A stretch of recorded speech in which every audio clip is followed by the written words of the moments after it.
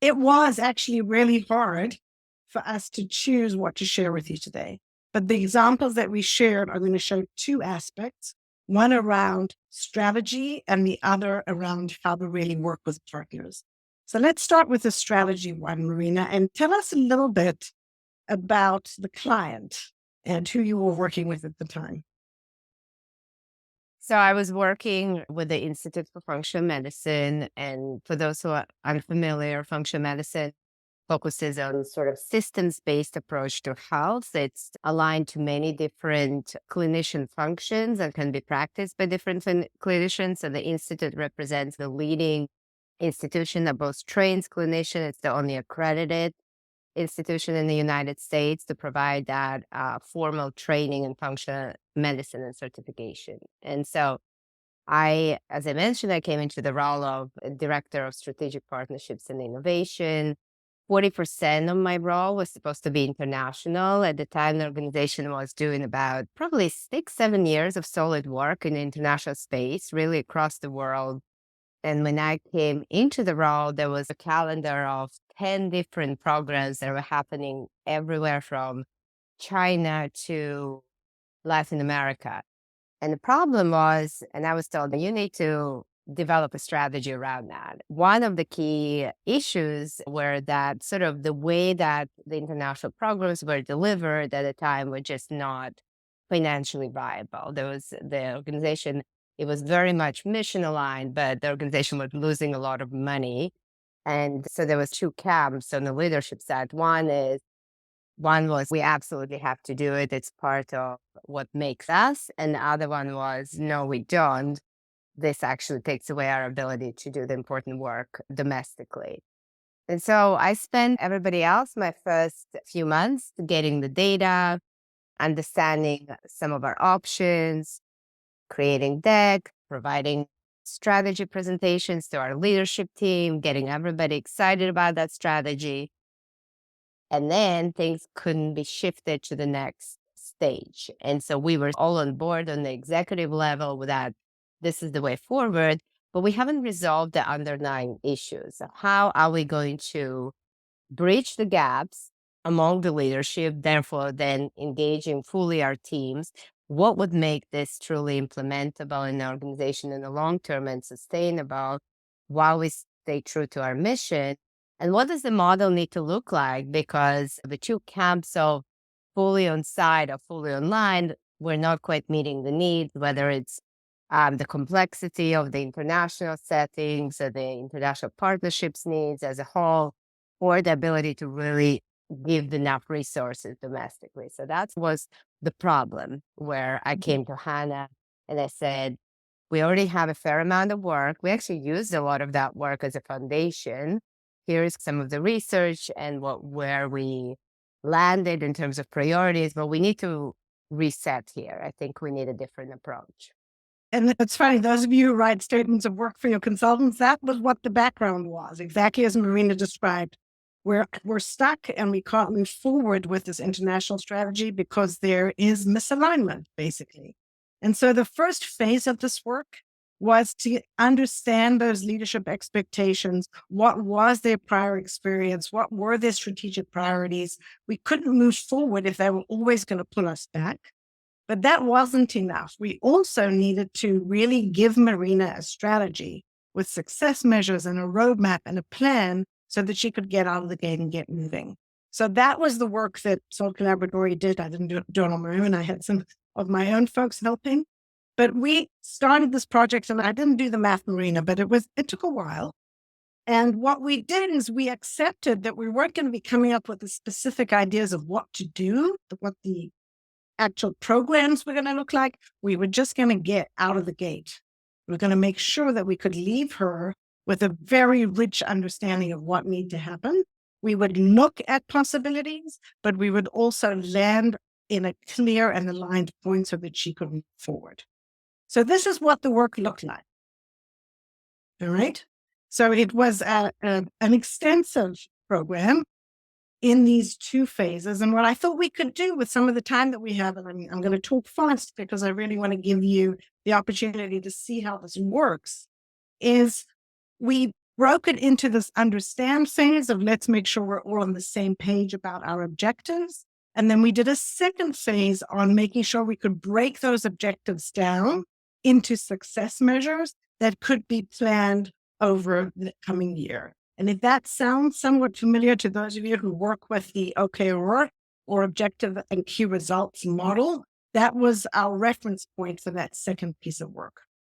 But to Marina's point, we started with leadership alignment. How do you get everybody on the same page? And if you can see in the tiny font here, there were lots of cooks in the kitchen, lots of very strong opinions, lots of people who'd been there for a long time.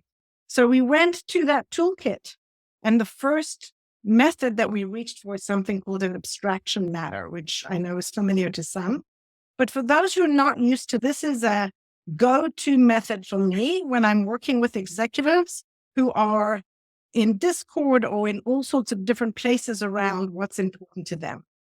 And the way that we run this method is we put a particular challenge in the center of the matter. How might we help international thrive? How might we meet the market in a different place? And the first thing we do is we ask participants to think for themselves. We give them their own little sticky note space. And we ask them, why does this matter? Why do you think it's important for the organization, for, in Marina's case, international to thrive? Don't And I simply want to just jump in because sorry, Hannah, because there are a couple of questions that are really aligned to the reason why we took that journey. So I know, Julia, your question is spot on. This is actually the core reason why I ended up taking that journey through design thinking, because as I said, the strategy was there. We had the sign off from the CEO, but there was the rest of the leadership, in spite of everybody getting a nod, it didn't feel like there was true accountability to that strategy. And so we had to do that shift and almost not quite start from scratch because we had the foundation. And this challenge statement, how might we know, this is actually one of the most difficult things to do. It seems like it's super simple. How might we make the international thrive? But there is a lot that goes into figuring out what challenge statement are you going to put on that dictating the answer, but you're also not assuming that you're just asking whether or not we're going to do international, because there was already a decision that, yes, this is part of what we're doing. We have done a lot of work in creating the foundation for it, but we're not quite there in getting that move into the next step. Something is broken. So how are we going to move this forward? And so I remember going back and forth with Hannah to see, how do we structure the right question here? How do we start from the right place? Exactly. Back to that whole deep skills space that we were talking about. You have to start in the right place. You have to be thoughtful, and you have to give people an opportunity to express what's important to them non-verbally. If you give the talking stick to somebody in the meeting, good luck getting it back if that person likes to hold on to it, right? So by migrating to this different way of working, where in the meeting, we're actually asking people to think for themselves and answer that question of, why does it matter for international to thrive? Those are the upper rungs of this ladder. Why does it matter? That's in green. And when they're finished getting their head around that, we ask them to work together in their little breakout room and put those thoughts together into a summarized version of what their breakout room thinks. Same for, how would we even get it done? We're executives. We know the space, what needs to be working really well for us to be successful. So not just dreaming, but actually being practical with this lower part of the ladder. So we explained the method. We had everybody work during the session. And at the end of it, we had the opinions and the input and the expertise and the experience of, I lost the math here, but about 12 to 15 people, all consolidated by breakout. So we knew that when people left the room, they felt like they had an opportunity to express what they think and discuss it with their team members. And that's a great endpoint. People felt great about that.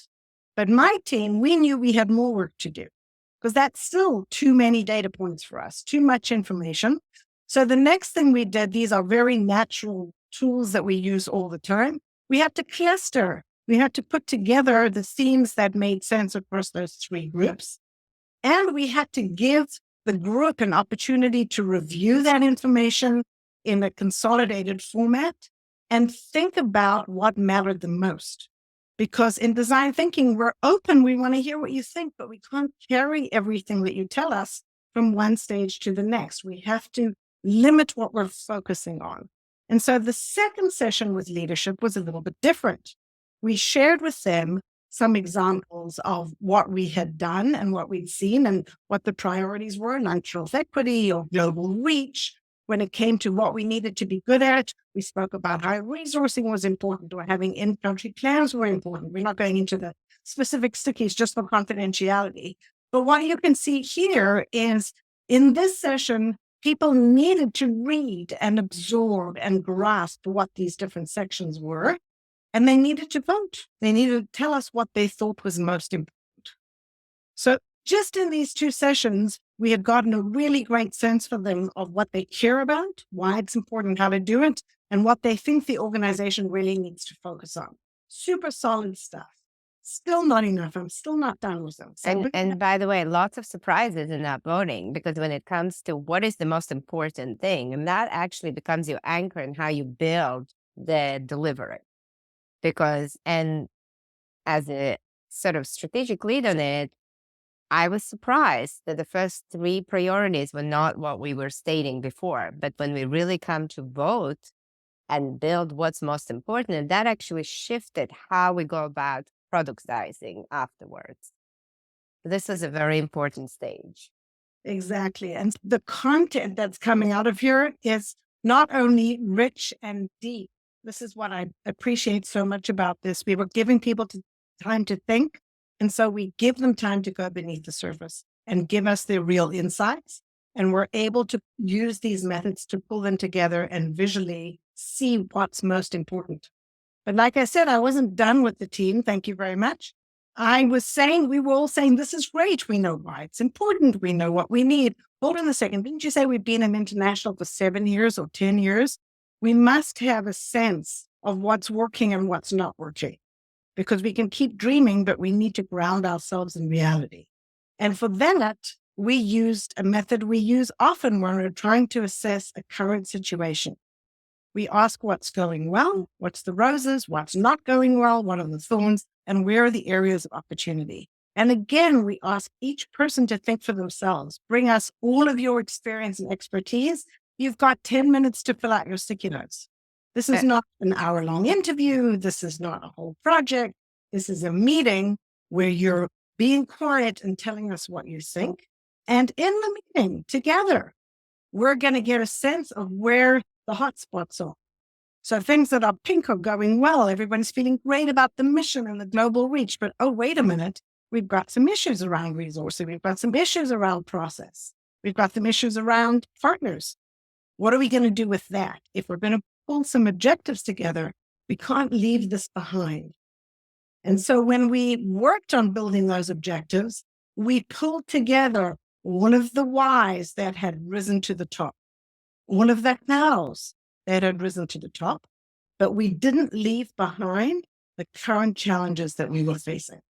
And we were able, with some deep thinking and some blood, sweat, and tears, to come together and articulate 4 really clear objectives for the international strategy around the pillars of the organization. So what you're seeing here with what IFM affectionately calls their temple of pillars, this is the organization's macro challenges and areas and of focus for the year. And it was important to us that we didn't come out of left field and start to do something that wasn't related to where the organization was trying to go. And if you're hearing me and thinking, OKRs, yes, absolutely. Don't get all excited about a side project that doesn't ladder up, that you can't talk to the board about.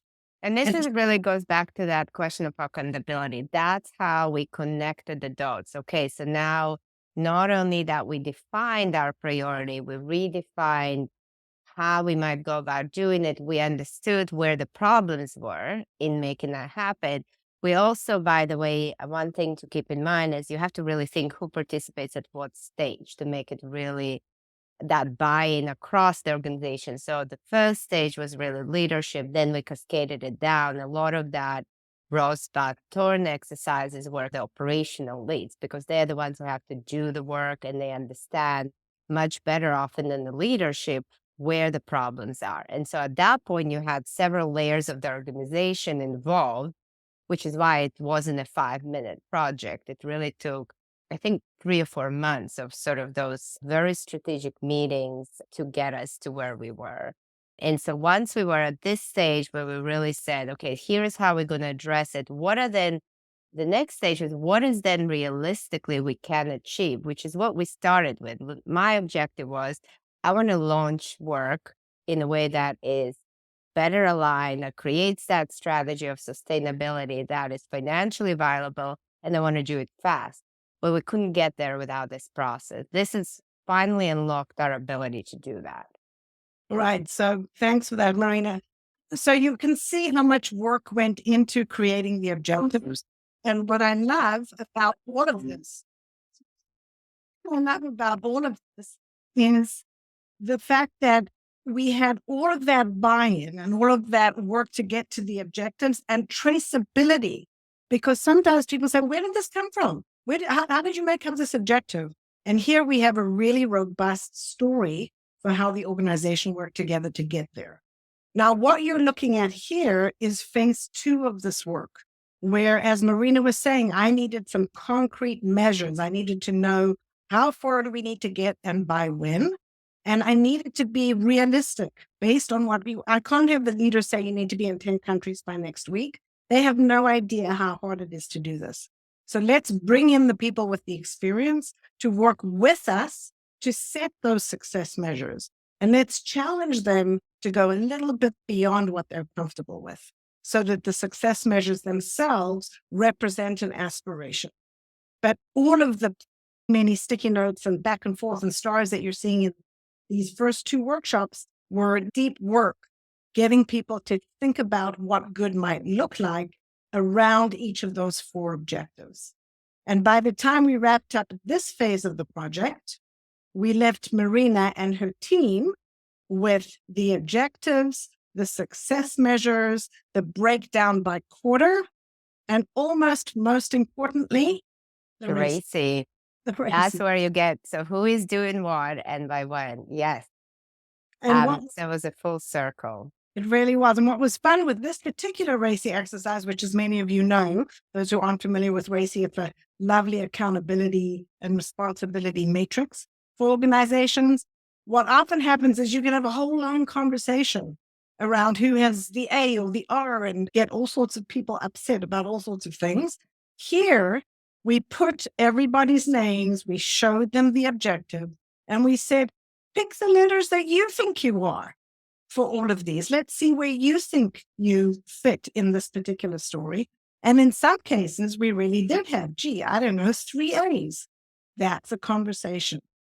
Or we'd have not enough A's. That's another conversation. So this closure for Marina, I think, and you can pick up from here, Marina, set you off so that you could really start implementing your strategy. Yeah, so I think we completed that process in June. By December, we launched our first prototype membership for Latin America, which was the region that was our test run for a new approach. And about a month later, we launched it for Europe. And by May, I was in Colombia delivering our first program, which was a hybrid program that we didn't think we can do, and we did it, that now has been continuing with several reiterations and hundreds of clinicians. So this has truly brought that full circle, really successful approach that shifted the way that that strategy became something that is of a reality.